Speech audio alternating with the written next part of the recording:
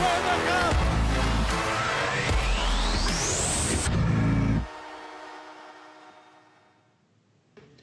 Welcome back to All the Kings Men Live. I am Jesse Cohen. All the Kings Men Live is presented by MANSCAPED. MANSCAPED is an official partner of the LA Kings. Thanks to this revolutionary company, manscaping accidents are a thing of the past. Just get yourself the Manscaped Perfect Package 3.0. Inside, you'll find products like their Lawnmower 3.0, which is advanced skin-safe technology, so this trimmer won't cut you. Everything you need to keep trimmed and smelling nice is in the Perfect Package 3.0. You can get 20% off plus free shipping with the code KINGSMEN at manscaped.com. That's manscaped.com, and use the code KINGSMEN. We want to welcome everybody in watching on YouTube, on Facebook, on Twitter, and remind you that if you have any questions for me or Carlin or Pat Brisson, who will be joining us in a moment, you have to ask them on Twitch. That's twitch.tv/LA Kings. Joining me, as she does every week, Carlin Bathe. How are you doing today, Carlin? I'm doing well. I was trying to refrain from smiling because I put lipstick on like right before we started, and I was just sitting here going, what if it's on my teeth? What if it's on my teeth? I have no idea. So hopefully it's not on my teeth. And other than that, I'm doing well. How about yourself? I'm good. I hope you don't refrain from smiling. That would be rough. That'd be a rough day. We're good. They're clear. All right, perfect. They're clear. So we're going to start off with a Would You Rather, as we like to do.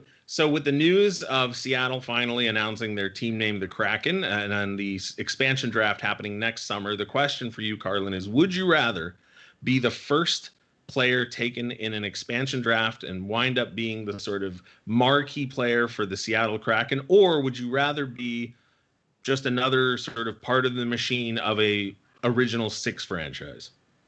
Oh, gosh. I mean, I would love to be a star player on any team rather than just being a part of the machine on any team. Well, I didn't say star. I said first player taken in the sort of face of. I mean, you could be a star. That's up to you, I suppose. But I feel like, well, if we're talking star in terms of skill or star in terms of you're being a face of a team, it depends on what we're talking about. I feel like I would want to be the face of a team rather than be just a cog in a wheel. You know what I mean?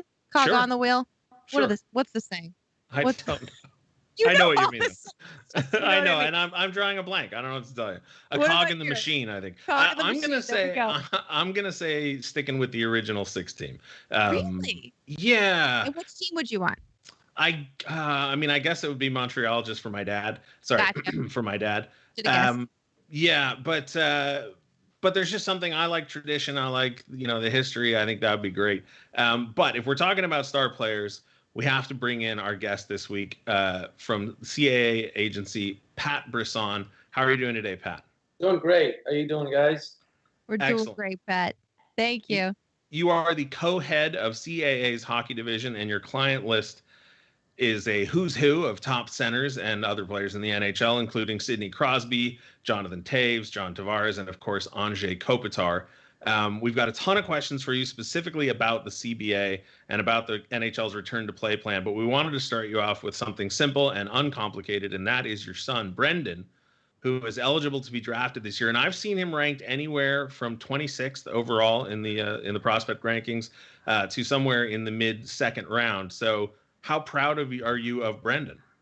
Well, I'm very proud of him. I mean, he's progressed a lot in the last few years since he went to play at Shattuck St. Mary's when he was 15. He kept progressing in the last couple of years. He grew a little bit. He's finally over 5'11" or so, and got stronger and played on a good team last year. A lot of confidence, and I guess.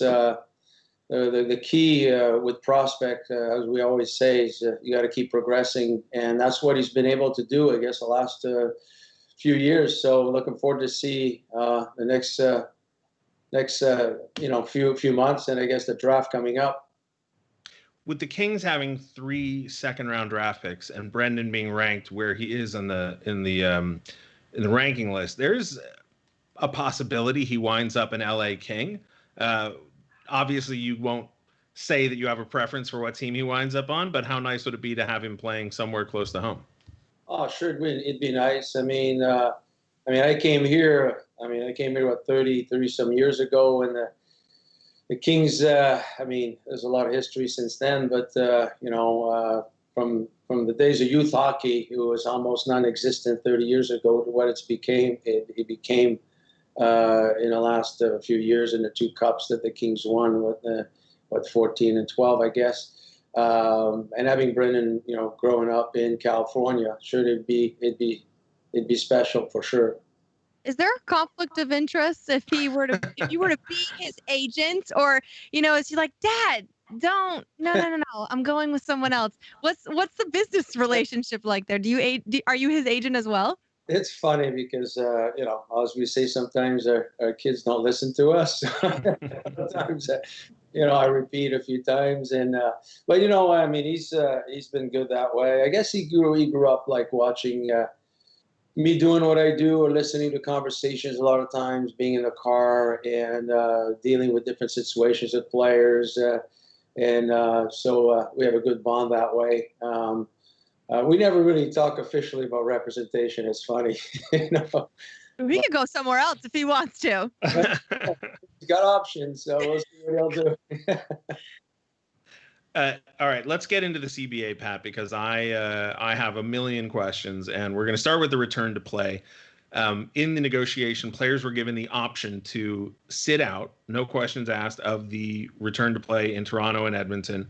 I'm curious, did you discuss that with your clients? You don't have to get into which one or what the conversations were like, but was this a legitimate concern for every player heading into this resumption of play? Well, I would say, 2 months ago, perhaps, when the conversations start happening about the possibility of this 24 team concepts. I mean, I had a few players asking questions about. It was more about safety more than anything. But as the negotiations kept going forward, getting closer to a resolution, I didn't have one player really concerned about whether he should play or not. I mean, we did have Max Domi, who's a celiac and is a type 1 diabetic, that we had to approach things a little different for him. He was always in a position of wanting to play, but we had to kind of hold him back a little bit, and making sure that he's in the right environment in order to play. So, but he joined the team, I guess, 5 days after the opening of camps last week, and he's going the right direction. The CBA being renegotiated along with the decision to return to play seemed beneficial as far as speed of negotiation. Was that more balanced towards the league or the Players Association as far as who got the better of that unusual scenario? Well, I think in the case of a pandemic like what we were going through, no one expected this to happen, and I give a lot of credit to both the PA and the league for handling everything the way they've had. I mean, it was very quietly done. We were able to do a 6 years labor peace for 6 years, which is good news under the circumstances. Going into this situation without an extension would have been a bit risky on both sides, perhaps. And so I really, truly believe that we found a great balance for both sides. I think, some money was deferred. There's a capped escrow on players next year. We all know that no one can dictate or anticipate what kind of revenues we're going to have next year. We all know that we were going to be closer to $4.8 to $5 billion in hockey-related revenues, and there's a possibility next year that no fans in stadiums that we could be close to $2 billion. So that would be a significant drop in revenues where players would have been escrowed at 60%. And in this case, they'll be capped at 20%. And of course, it's a cascade. It's a deal where, if the revenues continue, to hopefully increase over the years 2, 3, and 4. I mean, escrow will be pushed to, there's a cap on 18% year 2, and then 10% year 3, and then 6% the last 3 years. So that's so within the next few years that we recoup and we get back to positive territory where we don't have to be capped at 6. Let's hope that there's even a surplus eventually. But it was handled very well, in my opinion, and it's great for the game the way that we're back, opening next week and on TV. Before Jesse, I think you're gonna dive into the escrow question. No, not yet. But before you dive into that, can you explain for some of the fans in chat right now what player escrow is and what that means just in general? And I know Jesse's gonna get you to elaborate on it and all the changes that you were just kind of discussing just now. But for anybody who has no idea, what some of these words and terms mean, what is player escrow and what does that mean for a player? Yeah, I'll try to explain to it in a simple way. It's like a pie of revenues. I mean, let's say we're partners 50-50, and that's the case between the players and the owners. And if you're taking, let's say, $1 million in revenues, to keep it very simple, 500,000 will go to the players and 500,000 to the owners. So in the event that you're projecting, for instance, to have revenues of $1 million, so therefore your revenues, let's say, exceed, or for some reason they're not. Let's say revenues are at $900,000 instead of $1 million, and you realize that after the fact, and then you're talking 450 on each side. So the extra $50,000 that was allocated to the players is money that is not there, essentially. So that's why every year players are asked to put aside a certain amount. Sometimes, I mean, this year it was going to be 15% in the event that we don't reach the revenues. If there's a surplus of revenues, obviously there'd be a different distribution. So, but it usually takes an extra year or two to go over all the numbers and at the end of the season to make sure that the numbers were at X, and therefore that amount of dollars were kept in escrow is redistributed to the players based on the actual numbers that were collected. The revenues were collected after a year. So it's easier to explain with a chart sometimes. Yeah. It sounds like home escrow almost, where they, set aside a certain amount and, just to. Yeah. I'm hearing some similarities. I'll try to. The cap on escrow, just to keep it simpler there. So, like I said before, if the revenues were going to be, let's say, 4.8 billion, that's what it was supposed to be this year. And if we are keeping the cap at 81.5%, that's what we're doing essentially. And if the revenues are at $2 billion next year, we know that they're significantly. We're talking about 60% less. So therefore, the players would only earn 40% of their dollars. So if you're making $1 million, if you're escrowed at 60%, you'd be making 400,000.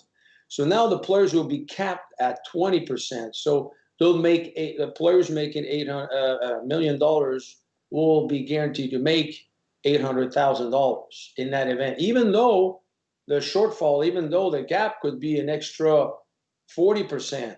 That will be pushed to the following year till the revenues catch up. So like gap insurance almost. Yeah, it's a good from a player standpoint. If you're signing a 2-year deal, if you have a 5-year deal, pretty much exactly what you're going to be earning. Worst case scenario, you make 80% of your money in year 1. You'll make 82% of your money in year 2, guarantees no matter what. And then you go down to 90% and so on and so forth. So it's kind of a guaranteed mechanism that the players were able to negotiate. But in return, also, there's also deferred. They're deferring 10% of all their salaries next year. So all salaries are deferred 10% to years 4, 5, and 6 of the CBA as well, when the escrow will be capped at 6%. So there's all kinds of things that the players gave up or the owners gave up in order to come to that, I guess, the solution. The compensation is deferred, but the cap hit remains the same, correct? Yes. Okay. Yeah. One of the things that was thrown out there in that explanation was the term hockey-related revenue. And one of the changes was that owners forfeited the playoff revenue for this season in their 50-50 split of hockey-related revenue. And just to make this more complicated for people who don't follow accounting news, things like expansion fees are not included in hockey-related revenue. But it turns out playoff revenue is, but now it's all devoted to the players, correct? For at least for this season? Yeah, well, so at the season finished, like where it finished, like we had played probably 80% of the games. We had revenue, we had generated close to 80% of the revenues, I guess, at that time. Usually the playoff, like we were en route to probably, like I said, generate about, I would say, $4.8 billion. We were about a $1.2 billion short. At the season finished, like if we had played all the playoffs, TV revenues, playoff revenues, we were to generate an extra $1.2 billion. So that $1.2 billion divided by 2, again, 50%, 600 to the players, is missing. So now, I guess, this concept, the 24-game team concept, that will start on August 1st here, from what I understand, will generate about $400, maybe $450 million to TV only between U.S. and Canada. That will be money going to the pie, so to speak. But we won't catch up to the 1.2 that was going to be there in revenues. But by doing so here, we collectively are going to be able to cut our losses by probably close to 400 million. And that will continue. And there's a lot of cost to the owners during these occurring for these two bubbles. I'm not exactly sure how much, but there's a lot of different costs that are related, and it's all coming from the revenues, obviously. So it'll be deducted to the 450 million, I guess, that the TV revenues will bring in. And I'm only estimating. I don't know the numbers exactly, but sure. One of the, well, not even one of, I would argue the biggest change or the biggest news coming out of this is that the salary cap will stay flat moving forward, at least for 2 or 3 seasons until revenues get up to 4.8 billion, I believe.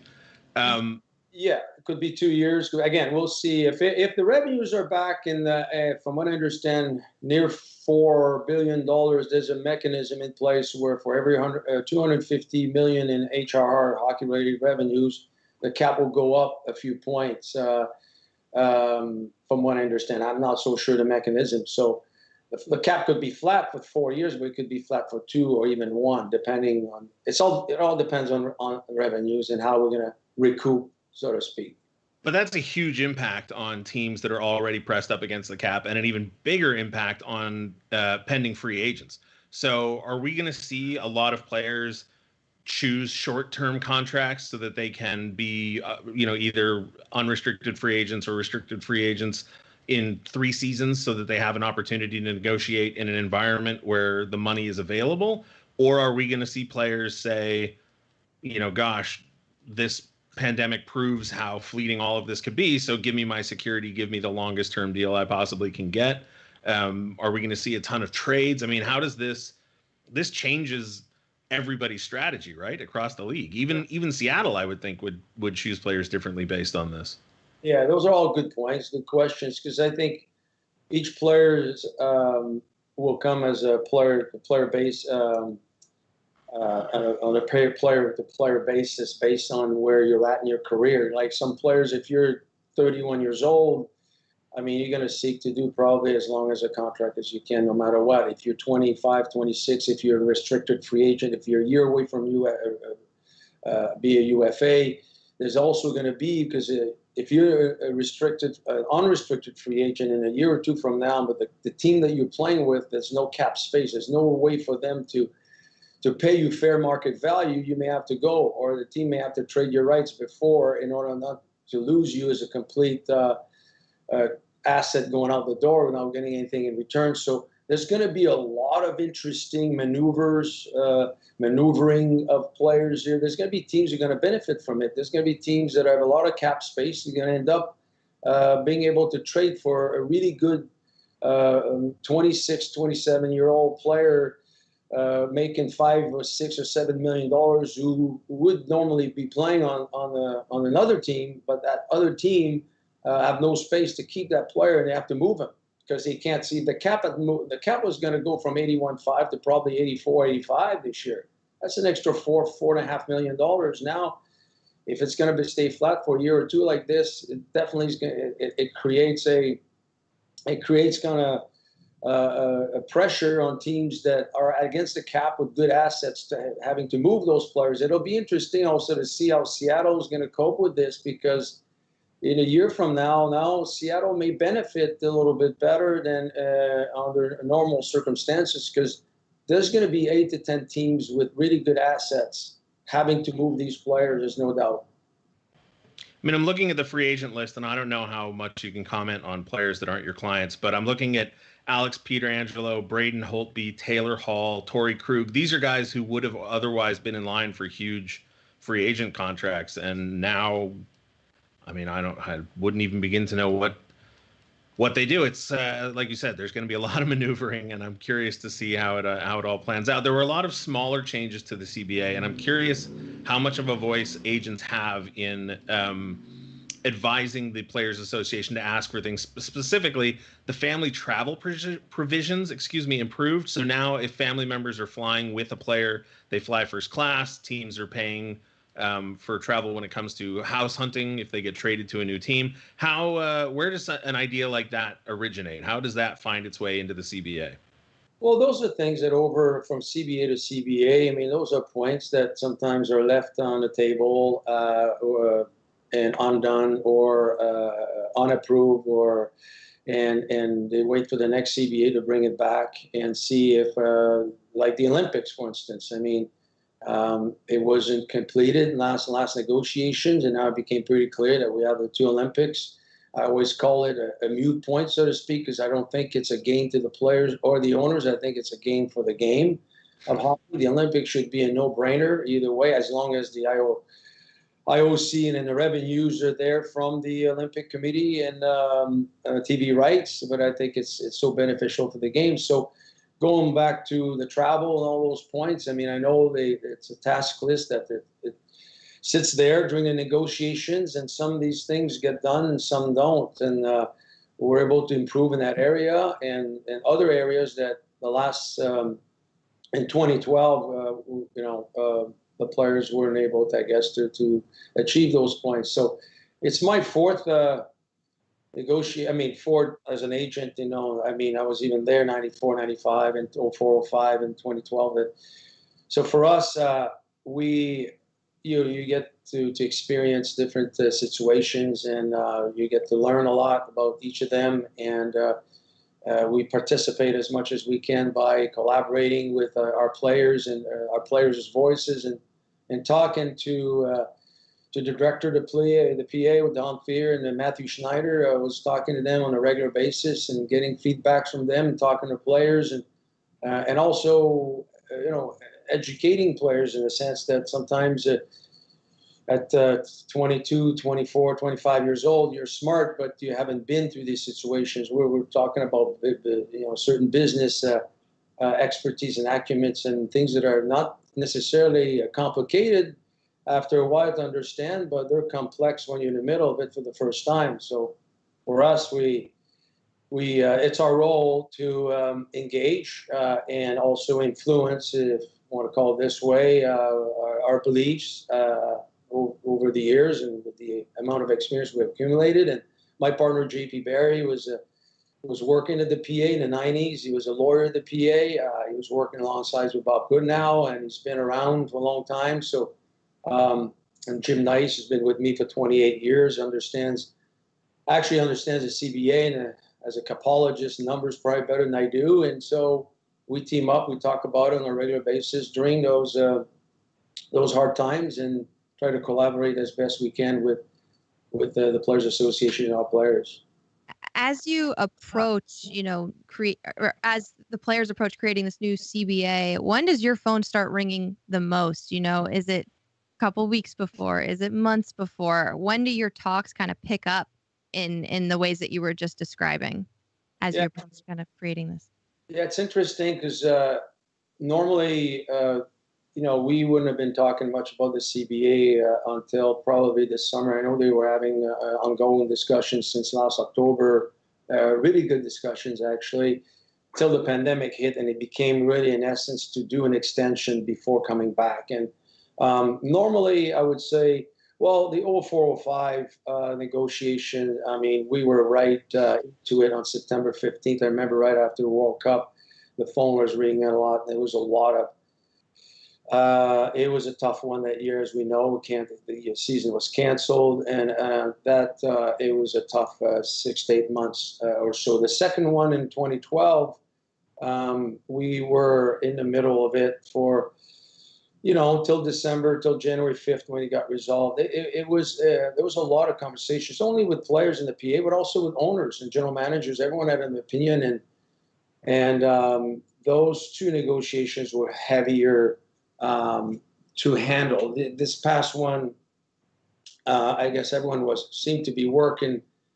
If we look back in 0405, the league wanted to have a cap, a salary cap, and structured, and they fought it hard to get it, and they ended up getting a hard cap. And 2012 was more about the revenues being equally distributed 50-50 from 57-43. This year, these negotiations, it wasn't really about any of that.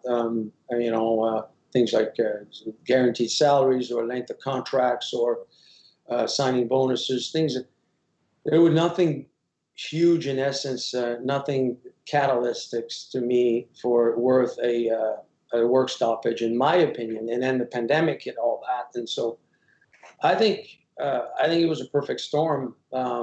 I hate to say it this way. Obviously, you always try to avoid what occurred, but it ended up being a pretty good resolution.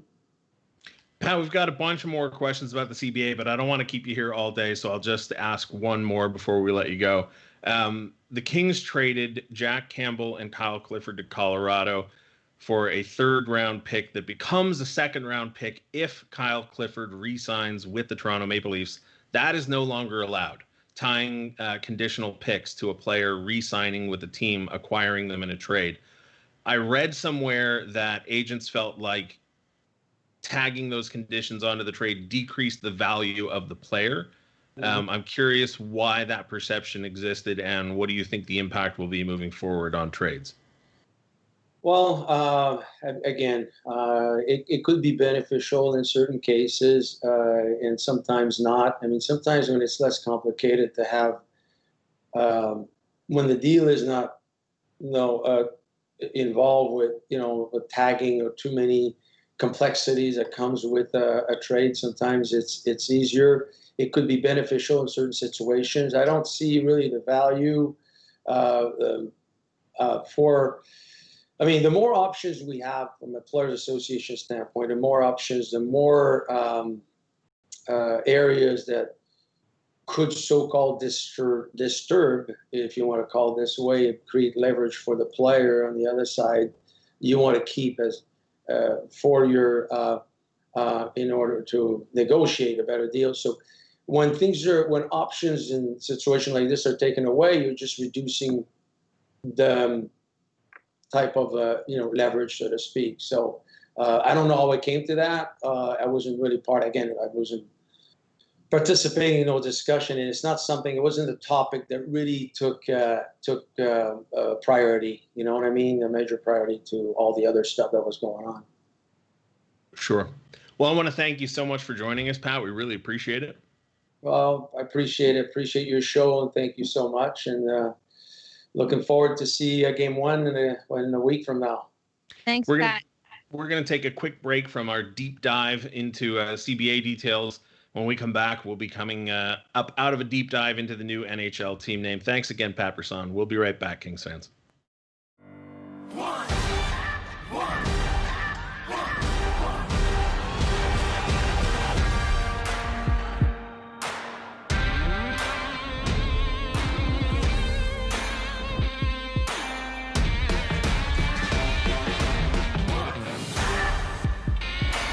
It's one all, one shot, now the future is yours. Go!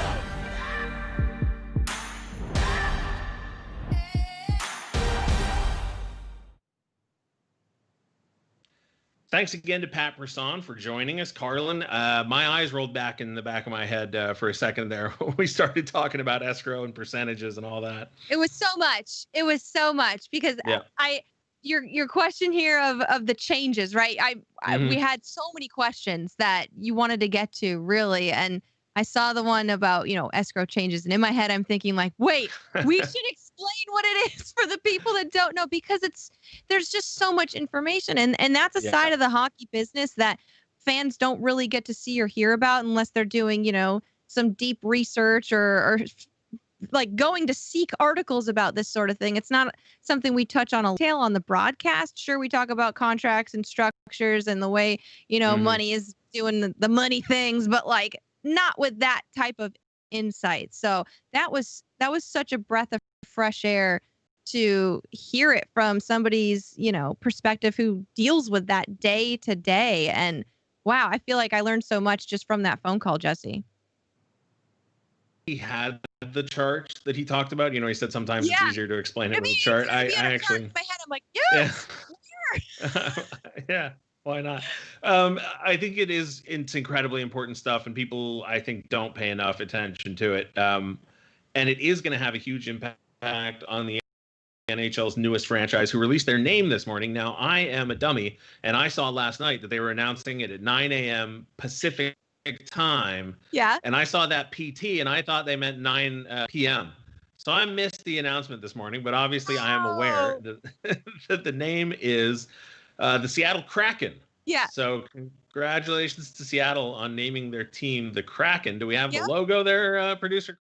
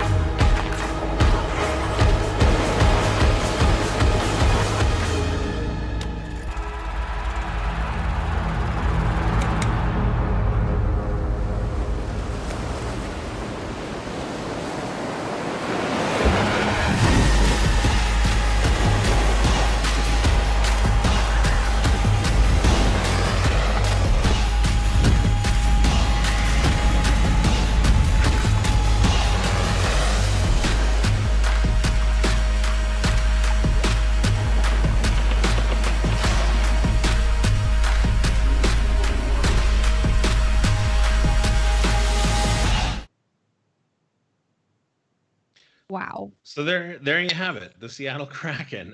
First impressions. Well, they've got a great video production department because that video was stellar. Producer Chris was also giving it some props before during our show rehearsal, and that was like a movie trailer. I mean, the Kings do some great work, Chris. Great work, but Real can recognize Real for a second there, because I mean, you got to give props to how incredible that production was. So if we're going to see that level of, I don't know, marketing, then sweet, sign me up. I love the colors too. I think the colors are so, I don't know, sea-like, but with that hint of what is it, like a peachy red, Jesse? I don't even know what you would call that. I believe it's called Red Alert. Red Alert. The name of the color. Is that really the name? That's really the name.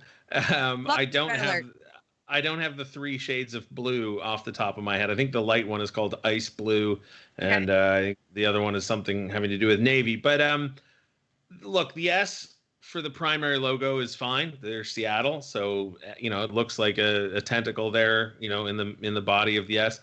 I really quite like the secondary logo, which is an anchor, and also the stem of the anchor. I don't know what you call that, but the top of it is the Space Needle. So that's cute. I mean, that's what they were going for. That's exactly what they were going for. Well, but this is the issue, and I don't know if this is just me being me or me being a cranky old man or whatever. But at the end of the day, the fans are going to cheer for the team no matter what the name is, right? Like, I don't know of any sports fan who says, well, I'm not rooting for this team because what's a White Sox or what's a Steeler or, what's a Heat? So I think there's the possibility of overthinking this a little bit. And they don't have a roster. They don't have players. The building's not constructed yet. They have a front office staff, and now they have a name. So obviously they're going to spend a lot of time and money promoting the name. But yeah, it's fine. It's not offensive in any way. I would have gone a different route personally. I think Seattle has a ton of. There's the jersey right there again with that navy blue. Honestly, yeah, and I was reading, some of the quotes from the organization. They were touting the fact that there is no white on this jersey, right? It's just shades of blue. Oh yeah. And I thought that was actually fairly interesting. Again, like the red highlight, it's called Red Alert, and they have this long explanation for why it's in there. Don't need the explanation. There's just some red in there. It's fine. And then you got people like me going, there's a red peachy color. So Right. the red alert memo. So all that work that they did to make it, scripted out as to why they chose that just went, over my head. So I was so in awe what of the I'm saying video. about overthinking it. But I do like the fact that the little eye is there. And look, here's the Release the Kraken. Now, this is my real issue with the name. Do you know why people say Release the Kraken, Carlin? I think you know why. I do, but I'm curious if you know why, because it's a thing people say, right? Like the movie, I forget the name already. You told me like 45 minutes ago, and I already forgot. So there was a movie in 2010, which was a remake of a movie from I don't even know when. But anyway, there's a scene with Liam Neeson, and he says, Release the Kraken. and then the Kraken comes out. So that's it, and that's sort of ultimately I won't even say it's an issue. I'm just curious, like 40 years from now, when you're talking about, oh, well, why are the Red Wings called the Red Wings? Well, this is why. Well, why are the Blackhawks called the Blackhawks? Why are the Maple Leafs called the Maple Leafs? Why are the Kraken called the Kraken? It's like, well, there was a movie with Liam Neeson about the Greek gods. It was the Clash of the Titans. He said it. And then there was the trilogy, or it's not even a trilogy. Now it's like a quintilogy of Pirates of the Caribbean movies, and Johnny Depp gets eaten by one. So it's like it was a thing for I don't know. It reminds me of the Toronto Raptors. At least they didn't call themselves the Toronto Jurassic Parks, although they should have called themselves the Torontosaurus.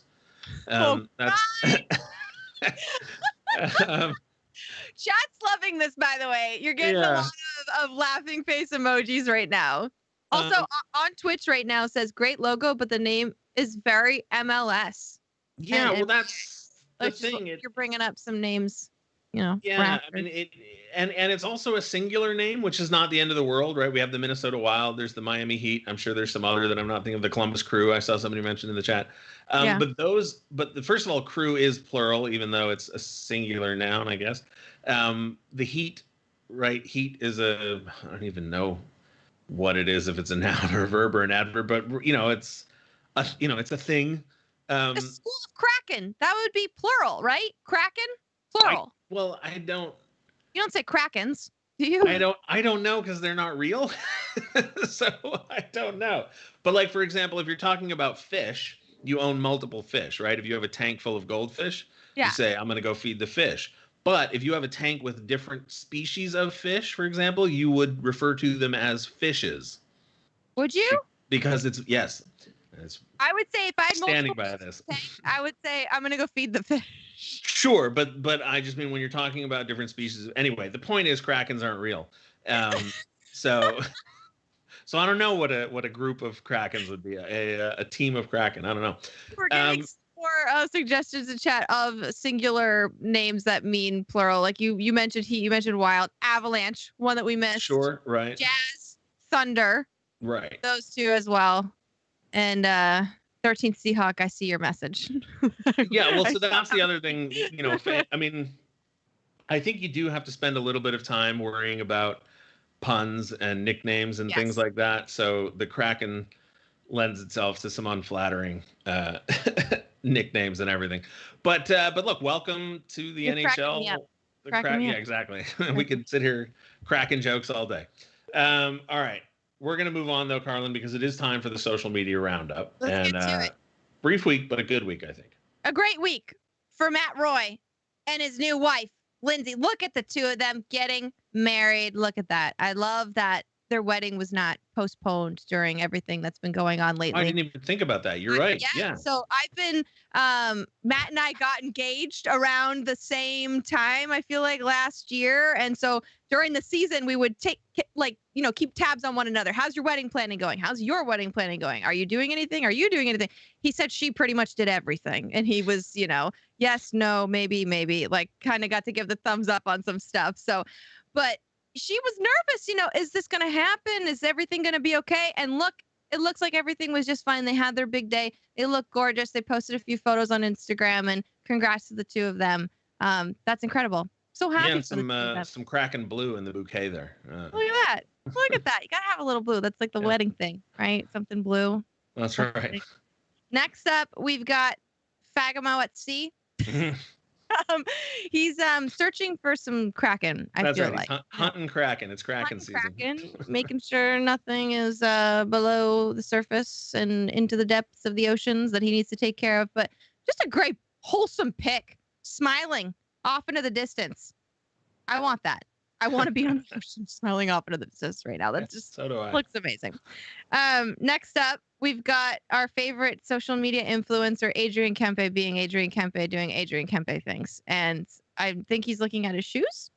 Now he's looking at you into the camera. Is that a leaf or a lettuce emoji? What is that?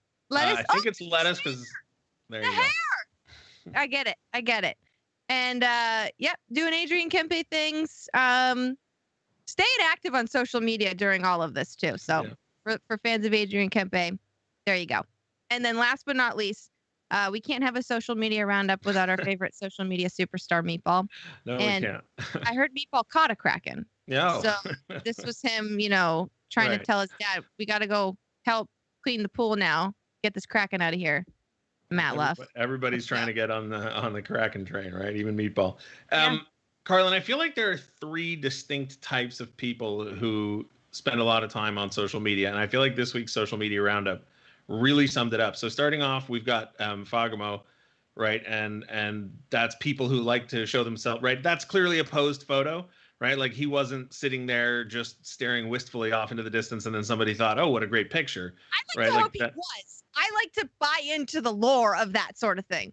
That's sure, that's him enjoying a moment. But I think the adults in the room can all agree that that's a pose photo. The second one is the second type of person is the Adrian, right? Just there's no background, there's no context. It's just here's me and my hair, and look how good I look. Yeah. And then of course the third type of person is the person who posts the photos of their pets, I don't know. That's it. To me, that's the three different people. Where would you slot yourself in that? I'm all three. And including the first one, which we skipped, the Roys. That's going to be me. I'm going to be posting wedding photos all over the dang place. That's a whole genre of people on Instagram, posting wedding photos even years after they've been married. It's just, those are the best photos you ever take with your significant other, and they get repurposed throughout your Instagram feed for like 4 to 5 years and beyond. So I fit into all of those categories. I haven't taken a selfie like that, I don't think, in a hot minute, but like I'm all about that life. You got to show off that lettuce. If you're feeling it, feel it. Do you have to show it off? I don't know. Not everybody. You can't ask not everybody. Man, Jesse. Well, not everybody has lettuce to show off. I'm sorry to hey, you point can out. pull the beard, and not everybody can pull that off. Yeah, well, I meant to say earlier when we were talking about the Kraken, in the early 2000s, I actually spent 2 summers working in Alaska. And on my way to Alaska, I wound up in Seattle. Okay. And so, I spent a night on the floor at the SeaTac airport, and I, bummed around Seattle for a couple days. I have family up there. So, I actually really, really like Seattle. Yeah. And I really feel like, I said it before already, but I feel like Seattle as a city and as a culture, whatever you want to call it, I feel like that area is ripe for inspiration. And I don't know if the Kraken taps into any of the real Seattle, but I'd like to think I'm more of the Matt Luff, Meatball Luff type of social media person. There aren't a lot of pictures of me in my life. I don't really like being in pictures, so I'm more apt to take a picture. I don't have a pet at the moment, but I like to take pictures of my Roomba. That's That's my plan for now. You're a special guy, Jesse, and Yeah, that's why well, we love thanks. you. And and that's why you're unique, Yeah. because you fit So, into the picture taking category, and that's look for my new Instagram account featuring my Roomba and all the adventures it gets up to. cracking me up. You're cracking me up. Cracking. All right. That is going to do it for this week. Huge thanks to everybody at the Kings for putting this together. Huge thanks to Pat Brisson for coming on and explaining all the changes to the CBA for us.